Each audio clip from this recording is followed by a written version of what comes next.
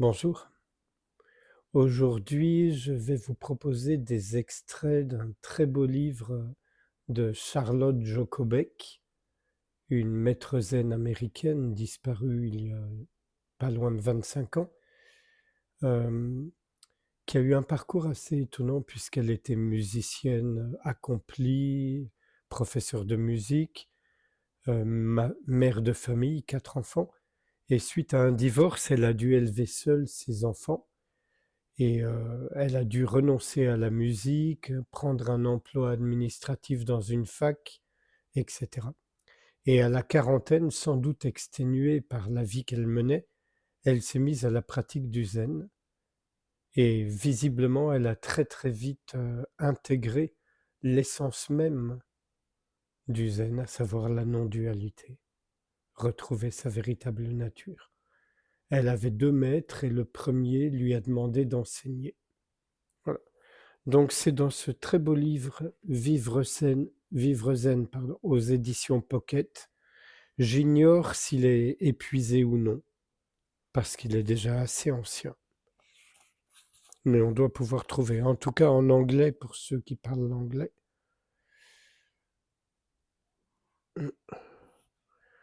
On fait souvent l'erreur de supposer qu'on peut se transformer grâce à l'effort et l'auto-analyse. Et on s'imagine la pratique du zen comme une forme d'étude de soi pour apprendre à penser différemment. Au sens où l'on peut apprendre à jouer aux échecs, à faire la cuisine ou à parler l'anglais. Mais ce n'est pas le cas. Pratiquer le zen, c'est autre chose que d'apprendre l'histoire ancienne, les mathématiques ou l'art culinaire. Ces formes d'apprentissage sont utiles naturellement, mais la situation est différente s'agissant de notre particularité, notre mode de réaction au stress. Étant donné que c'est un mauvais usage de l'esprit qui est responsable de la crispation émotionnelle, on ne peut pas compter sur ce même esprit pour se corriger. Le petit esprit est incapable de transformer le petit esprit. D'où un formidable problème. L'objet de notre investigation est en même temps le moyen ou l'instrument de cette recherche. La déformation de notre pensée déforme nos tentatives de correction de la déformation. On ne sait pas par quel bout attaquer le problème. On sait que quelque chose ne tourne pas rond parce qu'on n'est pas en paix, aussi a-t-on tendance à essayer toutes sortes de solutions fausses. L'une d'elles consiste à s'entraîner à la pensée positive, ce qui n'est autre qu'une manœuvre du petit esprit.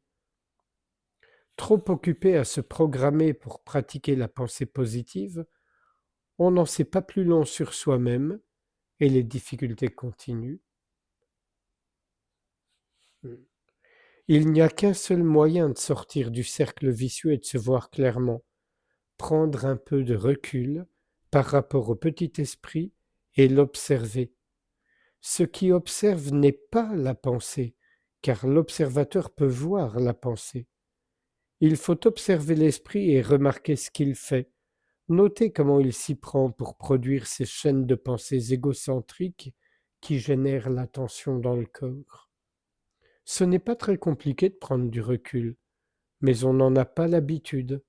Cela semble une étrange nouveauté qui nous effraie peut-être aussi un peu, mais à la longue, ça devient plus facile.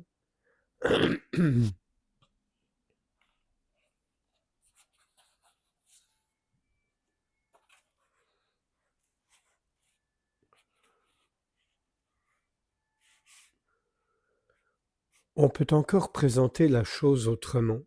Si l'on est conscient de ces pensées, elles tendent à disparaître, car dès qu'on se rend compte qu'on pense, le processus de pensée s'enraye et s'estompe.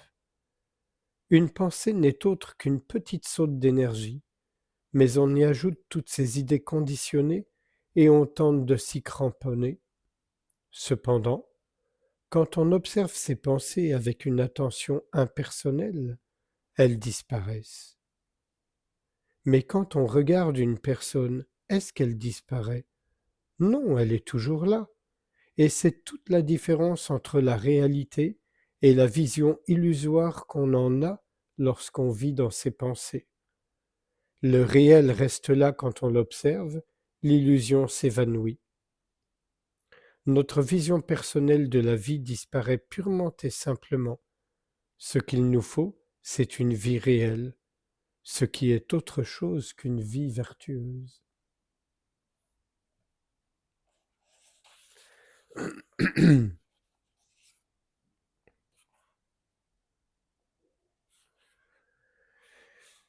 Dans une session de questions-réponses, un élève, je me mets dans un état de tension terrible quand j'essaie de maintenir une conscience vigilante. Joko.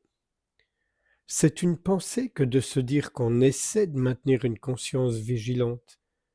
Il suffit de mentionner le terme conscience vigilante pour qu'on se croie obligé d'en faire quelque chose de spécial. Si l'on ne pense pas, essayez ne serait-ce que 10 secondes.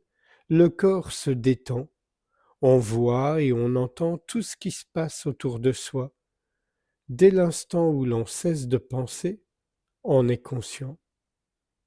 La conscience vigilante n'est pas quelque chose qu'il faut fabriquer, c'est au contraire l'absence de quelque chose. L'absence de quoi?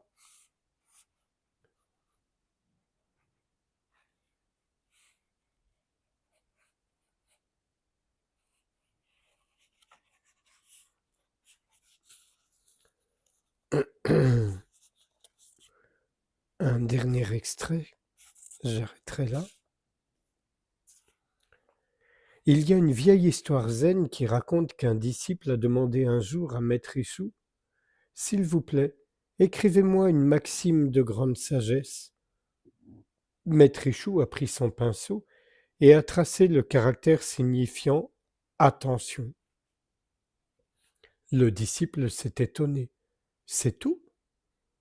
Le maître a alors écrit attention, attention. Le disciple commençait à s'énerver. Ça ne me paraît guère profond ni subtil. Sur quoi Maître Issou s'est contenté d'écrire attention, attention, attention. Frustré, le disciple a demandé: Mais que signifie le mot attention?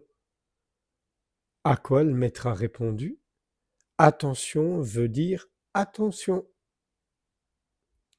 On pourrait aussi remplacer attention par vigilance. L'attention, la vigilance, voilà le secret de la vie, le cœur même de la pratique.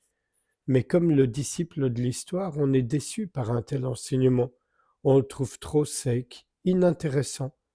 On aimerait une recette plus excitante pour sa pratique. L'attention, tout simplement? C'est rasoir, non? Alors il n'y a rien d'autre que ça dans la pratique?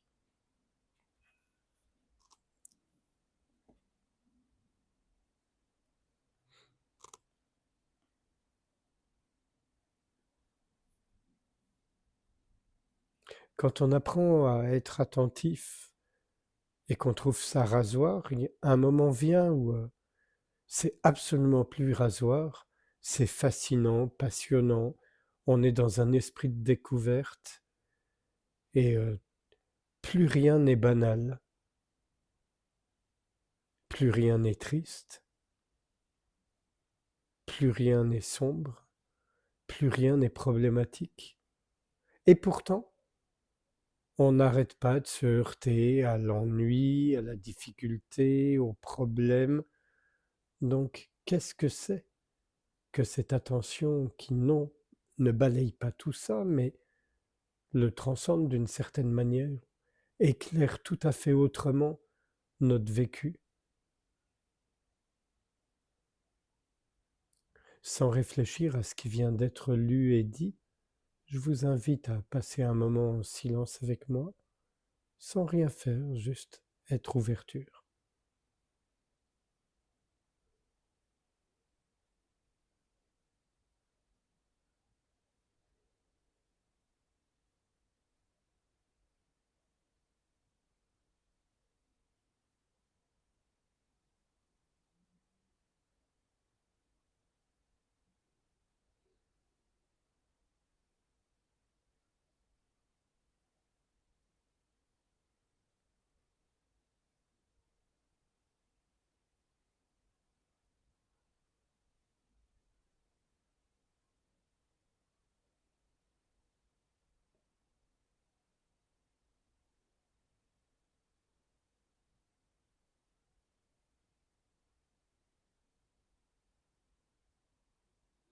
Je vous remercie, à bientôt.